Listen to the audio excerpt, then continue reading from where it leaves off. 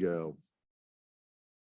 It's so good to see everybody again. Welcome. Glad to have you to today's Lunchtime Learning Blast on Facebook Live. Today's topic, minimizing waste so you can do more with less, as if you didn't need more to do right now. I think we're all working on more with less, but this whole concept of minimizing waste, I think, can be very helpful to us, both in our personal lives and in our professional lives as well. So this comes out of the whole concept of lean, comes out of the Six Sigma type of family, but we're not going to go that deep today. We're just going to do really high level stuff because listen, I'm stressed, you're stressed. We all have so much going on in our lives. This is being recorded around the end of the school year. So you've got end of the school year stuff happening. Maybe you're trying to come out of the post-pandemic. Are we going to take a vacation? Are we not going to take a vacation? Maybe you're a remote worker. Maybe you're hybrid. Maybe you're trying to figure all these things out, and we never seem to have enough time. Well, rather than try and get more time, what can we eliminate? What can we minimize? What can we shrink down a little bit so we can, again, be a little more active? So like I said, hey, Tiffany, good to see you. Thanks everybody for watching on Facebook Live. Throw something in the comments there so we can say hi. And again, we're going to go really quick, 15, 20 minutes, high level, but we call these lunchtime learning blasts. They're just really big, bam, quick, to give you something to think about as you move forward in the week or move forward in your career. So through the magic, everybody say 1, 2, 3, poof. All right, 1, 2, 3, poof. Wow, look at that. I'm gone. Hey, Persephone. So here's the 8. If you've been in this doing more with less training class, here's the 8 types of waste when we're talking about this whole lean concept: defects, overproduction, waiting, non-utilized talent, transportation, inventory, motion, and extra processing. So we'll go ahead and go through all of these at a very high level. Again, if you're a Merit System employee, we want to encourage you to take our official training class called Doing More with Less. We'll go deep into this and really figure out how we can do these. But let's get started with just defects. So just think about your current work location, y'all. Think about where you work. How many times are there data missing on a report that you have to send back? How many times do the accounting numbers not match up with the budget numbers? How many times are there typos that kind of happen in some type of documents? Whenever there's a defect, and you think about defects like on the manufacturing floor, in a lot of places like that, but it can happen in an office environment too. And that just means we've got to go back and do things 2 times or 3 times. So that's waste. We're just wasting time by having to go back and touch documents more than once. So the best you can, you want to absolutely try to minimize these defects, try and keep those from popping up all the time. What about from a personal level? I said I was going to talk a little bit about your personal life. Listen, we got to make checklists. We've got to make checklists for our home and for work. I'm a big proponent of checklists, so you make sure you get everything done right the first time. This can be when you go to the grocery store to make a shopping list. This can be making sure you have the orders correct when you're going out and getting fast food for your family. Because when you come home and there's a defect, someone forgot the sauce, someone forgot we went to a fast food restaurant yesterday, drive-through, brought it home, and they were missing one of the side items, so there was a defect there. Now I'm going to have to make a phone call, put in a process there. They're going to hopefully send me back an email that says, we apologize, here's a coupon for next time. But that's just adding up their whole, where if they would have gotten it right the first time, we wouldn't have these problems. So you want to be a little more streamlined at work. Make sure you are not providing any defects out there in your deliverables, if you will. All right, let's get to the next one. Next type of waste is overproduction. Oh, this is, again, I always go because I think about emails, and I do this all the time. I send emails to everybody just in case. I'm going to CC everybody just in case. And some people think, well, that's overproduction. I don't only send the message to the people that you need to. Or do you send a message and then send a follow-up message? And then, I forgot to add the attachment. That's just overproduction. I mean, how many times do you do the extra work even to find out you didn't need to do the work in the first place? The customer didn't even want that, but you're making all this extra work and all this extra effort, sometimes doing work not requested, is part of overproduction. Now, again, don't forget, we're not talking about customer service today. We're not talking about the customer experience. That's a big part of this, because if the customer expects certain things, then you want to do overproduction. But I also think of overproduction as just, here in the world of training, we'll call our clients, let's say at the health department or city of Center Point, and we'll say, hey, we're going to come to a training class for you. How many attendees will you have? And they'll go, well, we'll have 16. 16 people will be there. So how many workbooks do I bring? 21. Well, why do I do that? Well, just in case they were wrong, or just in case we needed extra. That's a perfect example of overproduction. So I'm going to have 5 extra workbooks now that I have to recycle. We wasted them. We wasted the ink. We did all this stuff. I had to wait longer for those to print. Now, granted, I may have a backstory that I know that they give me the wrong numbers and all those types of stuff, but overproduction from a personal life, y'all, overproduction for us means we're overproducing in our lives. Will you teach a Bible study class? Yes. Will you volunteer for this committee? Oh, absolutely. Can you take the kids to school today? Yes. Can you be a room mom? Yes. That's like personal overproduction. We're just doing so much of this extra work that we're getting stressed out. So again, you want to do just the right amount of work that the customer wants and it doesn't cause you a whole lot of stress. Waiting is the hardest part, says, rest in peace, Thomas Petty from Gainesville, Florida. Waiting. Think about this. Think about how many times you have to wait for a judge to approve something, for the city clerk to stamp something, for your supervisor to send it back down. Well, I've done my part of the project. Now I give it to the next person down the road, but I've just got to wait. I just got to sit back and wait for them, to get that process done. Your approval cycles. And again, I work in local government, so we're well aware of approval cycles. What about going to meetings? You go to a meeting and you sit there and you have to wait and wait for the next person to come and the next person to arrive. So you've got that constantly going on. So waiting can be a huge time waster, and it can cause us to have to do more with less because we're constantly waiting. This used to really get me angry, and it happens in high school sports a lot, where they'll set up what the ending time of the practice is. 7 o'clock, pick your kids up at 7. But the coach decides, I'm going to keep until 7:30. I'm going to keep until 7:35. And if you don't like it, that's too bad. Your kid doesn't have to be on the team then.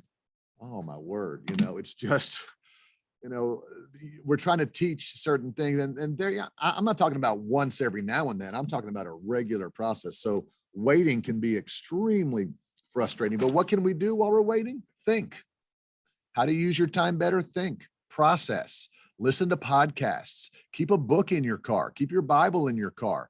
Keep something with you at all times so that when you do have to wait, it's not wasted time. You're actually going to end up doing more with less. All right, you rocking with me?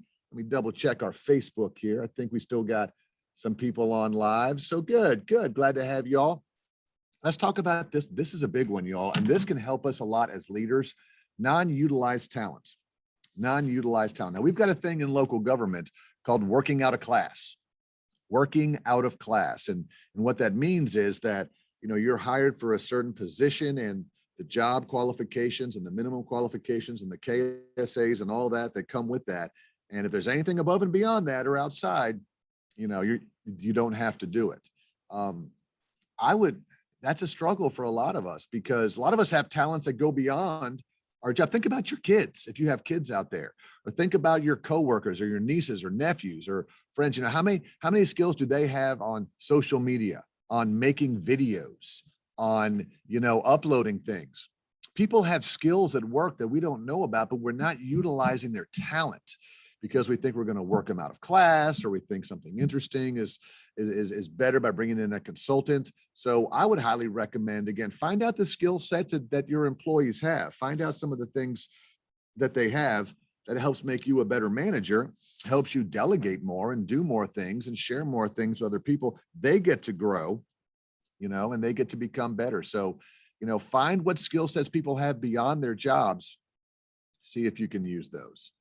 All right, let's go on to number 5 here as my cursor comes back into play. There she is. Thank you. Transportation. Transportation is considered unnecessary movements of products and materials. Unnecessary. Now, this is not people. We're not talking about people moving around. We're just talking about goods and services. I don't know much about Amazon. I don't know much about supply chain. I don't know much about how that works, but I think that they've got this down to a science, The fact that you can order some obscure item on Amazon and have it within 2 days, it's a pretty good transportation logistics. That's pretty unbelievably impressive. You know, you drop a letter in the mailbox, it may take 3 or 4 days to get where it's going. So transportation is the movement of goods and services. How does this relate to us? How often do you have to take this piece of paper and it's for a reimbursement of some kind? Maybe it's for, you know, a mileage reimbursement, and the supervisor has to sign off on it. Then this has to go over here and they have to sign off on it, but you actually signed it wrong. So now it's going to come back to me. I've got to re-sign or refill it out. So this paper is moving all over the place, and it's adding to our waiting, and this transportation of this item is going back and forth, or it's just frustrating. It's an absolute waste. So again, thinking about how goods and services, you know, where's your supply closet? Where do you keep all of your inventory for your organization? And does it have to move from here and it's checked in here and then moved over here and scanned over here? That's a huge waste. It's a huge waste. How can we minimize that? Greg says that's right. I don't know which one you're talking about, buddy, but I'm tracking with you. It is right. It is right. We don't want to waste transportation. How does that reply to us in our personal lives? Well, everything's moving so fast. So think about how your home is set up.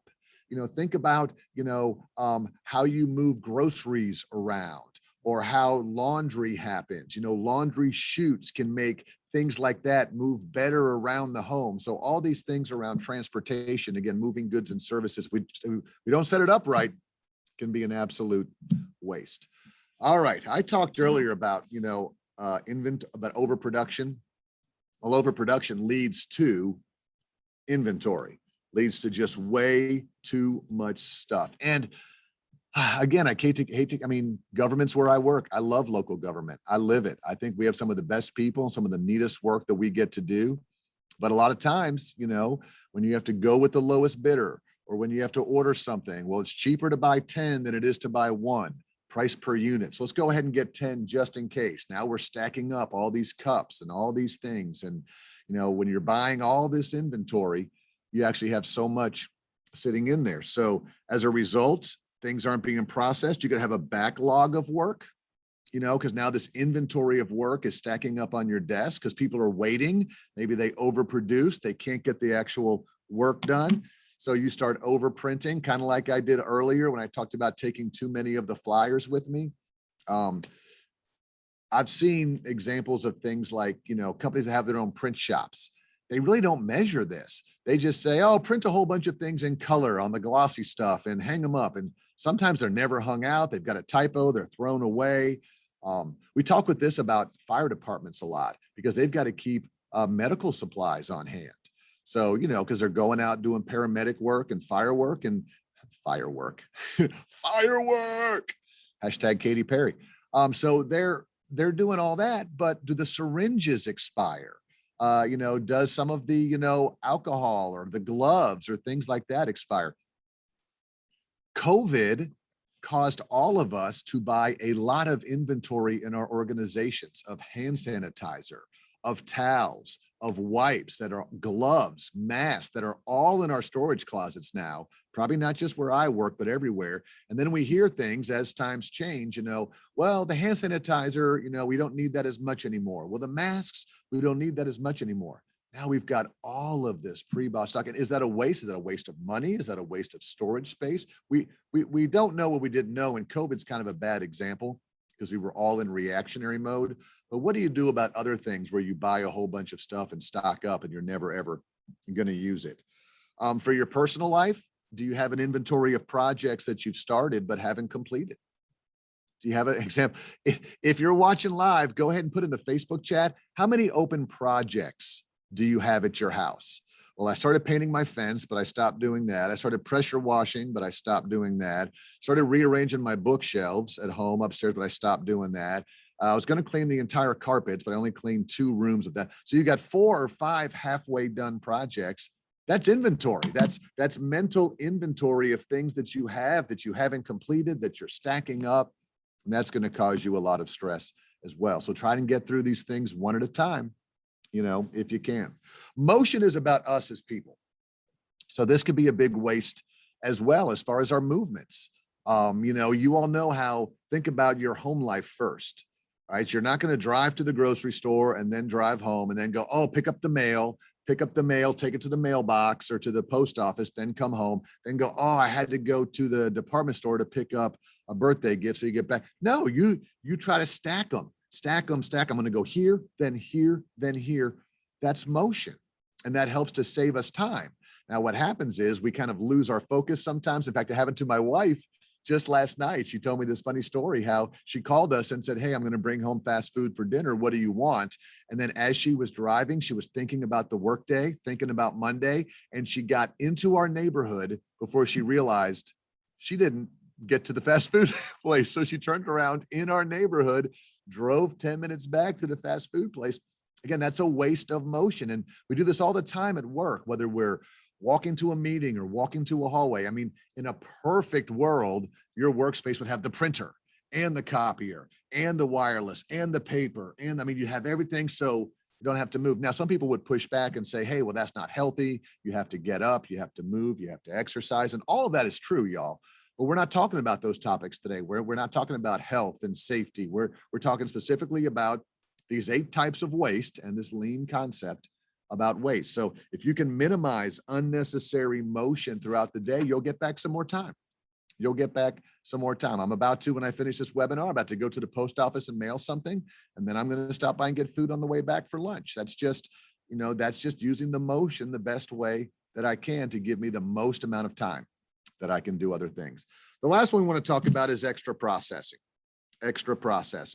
What we're talking about here is like, again, it ties in a little bit to the one I talked about earlier, but too many checks and balances, when we talked about the paper going from place to place, yes, that was kind of, wrong. That was kind of transportation because the paper, but it's also extra processing. Can just one person do it? I mean, how many times have you been in a strategic planning meeting or a staff meeting and someone said, let's process map this. How does this work? Pete, how does this work? Well, I fill it out and I send it up to Jeff. And Jeff says, absolutely. When I'm done, it goes to Lauren. Lauren goes, yeah, well, then it goes to Kim, and Kim goes, and then it goes back to Pete. And I say, okay, Kim, do you ever double check my work? She goes, no, I don't even bother looking at it because I'm sure Lauren has double checked it. And then I said, Lauren, did you? Lauren goes, well, I assume because it went to Jeff. So we're just rubber stamping this stuff on through because everybody assumes everybody else is doing their role. Just make one person, have one person double check, maybe depending on the legality or the importance. That's what extra processing is. It's just, or it could be, you've got 3 ways to build the same product.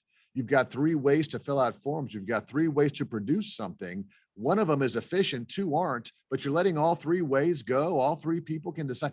That's just extra processing. We need to get down to the streamlined version of getting things done. So, be real careful with this concept of over processing, doing the same thing differently multiple times. So through the magic of computers, there I go.